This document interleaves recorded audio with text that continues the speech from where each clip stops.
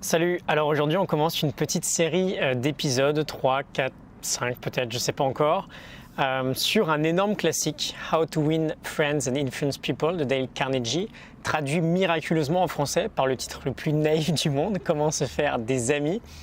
Pour les non-initiés, on va dire, vis-à-vis de ce livre, on va pas voir ensemble comment apprendre à se faire des potes quand on est en pleine dèche sociale. On va plutôt voir quelques astuces de communication générale, comment défendre ses idées, comment convaincre les autres qu'elles sont bonnes, comment gagner en persuasion, comment motiver sainement un groupe de personnes, toutes ces choses-là.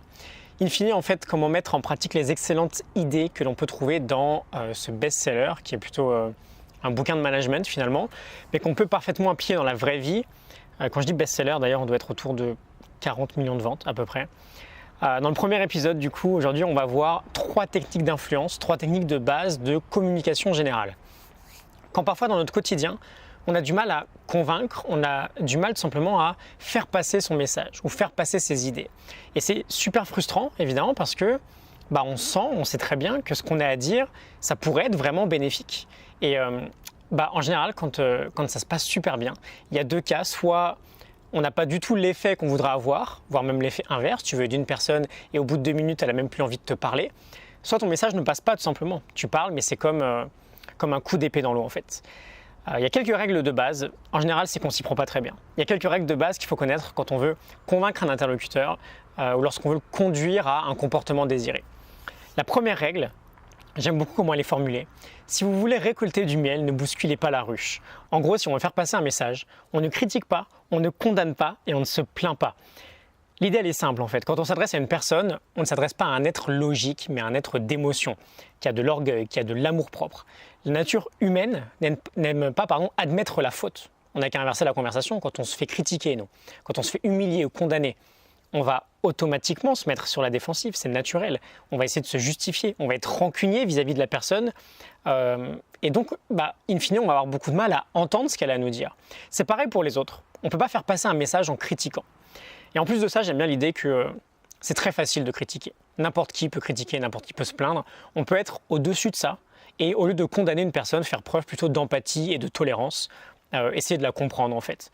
Pourquoi elle a agi comme ça? Qu'est-ce qui fait qu'elle a fait telle action plutôt que telle action? Quand on se met à la place de l'interlocuteur, déjà on peut plus facilement se rendre compte que la critique est complètement inutile, elle ne fait pas avancer les choses, mais surtout on comprend plus de choses. On va bien plus facilement influencer ou convaincre avec de l'empathie qu'avec de la critique. Et puis petite parenthèse, c'est un grand classique, en général quand on critique, le problème vient plus de nous que de l'autre. C'est un bon moyen de se connaître d'ailleurs, reconnaître les moments où on veut critiquer, comprendre pourquoi et voir en quoi ça vient de nous à la base. Mais bref, on aura une autre conversation là-dessus un autre jour. Deuxième règle, le grand secret entre guillemets des relations humaines, si on veut amener une personne à accomplir une certaine action, c'est pas compliqué au fond. Le seul moyen, c'est de susciter en elle le désir d'accomplir cette action. Le philosophe John Dewey disait, Dewey comme dans Malcolm, disait que le mobile le plus puissant de la nature humaine, c'est le désir d'être important. On a plusieurs besoins qui gouvernent notre vie, qui font qu'on va agir pour les combler. Le fait de vouloir rester en vie, de manger, de dormir, l'argent, tout ce qu'il procure, la satisfaction sexuelle, le bonheur de nos enfants. Mais finalement, l'un des plus profonds besoins, c'est le désir d'être important, qui n'existe que chez l'être humain d'ailleurs, pas chez les animaux. Et c'est marrant de se rendre compte que de savoir comment on veut combler notre besoin d'importance, c'est finalement ce qui va déterminer notre personnalité. Et donc l'idée générale, c'est d'apprécier et de complimenter sincèrement ce que font les autres, de sorte à ce qu'eux-mêmes se trouvent importants. On ne travaille pas à son potentiel maximum sous la critique, mais c'est bien plus simple lorsqu'on sait que ce que l'on fait est apprécié. Et il ne s'agit pas de juste mettre un peu de pommade et de flatter tout le monde à tout va. Évidemment que ça ne sert à rien, c'est grossier, ça ne trompe personne. Il faut que le compliment soit sincère. Quand quelqu'un fait quelque chose de bien autour de soi, on rend justice et on encourage, on montre une appréciation. Donc deuxième point, on complimente honnêtement et sincèrement. Et enfin, troisième règle, on veut éveiller un désir ardent chez la personne que l'on veut influencer. On veut que ce qu'on a envie de faire, ça vienne finalement de l'autre. On oublie notre perspective et on commence à voir les choses du point de vue des autres, toujours avec de l'empathie. On essaye en fait de susciter en lui le désir d'agir. Évidemment dans un état d'esprit où ce sera tout autant une bonne chose pour l'autre que pour nous, sinon c'est juste de la mauvaise manipulation. Le seul moyen d'influencer quelqu'un finalement, et on va finir sur ces mots, c'est de s'intéresser à ce qu'il aime, à ce qu'il désire, de combiner nos désirs avec les siens, de sorte à ce que lui soit impatient de travailler avec nous pour qu'on atteigne nos objectifs mutuellement. Donc ne jamais critiquer, condamner ou se plaindre, complimenter honnêtement et sincèrement les autres et motiver pour faire ce que l'on propose.